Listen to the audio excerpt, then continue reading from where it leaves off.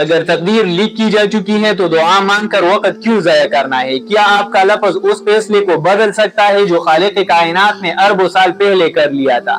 آئیے اس اعتراض کی حقیقت کو ذرا سمجھتے ہیں۔ تو ناظرین، نتیجہ ہمیشہ سبب سے جڑا ہوتا ہے۔ اگر آپ کی تقدیر میں کامیابی لکھی ہے تو یہ بھی لکھا ہو سکتا ہے کہ وہ کامیابی دعا کرنے کی نتیجے میں ملے گی۔ جیسے پیاس بجھانا مقدر ہے لیکن وہ پانی پینے کے ساتھ مشروط ہے، اسی طرح دعا ایک ایسا عمل ہے جو کائنات کے نظام میں ایک چابی کے طور پر رکھا گیا ہے جو مقدر کے تالے کھولتی ہے۔ فلسفہ دین میں تقدیر دو قسم پر ہے، قضاء مبرم اور قضاء معلق۔ قضاء مبرم وہ ہے جو اٹل فیصلے ہے جیسے موت اور پیدائش۔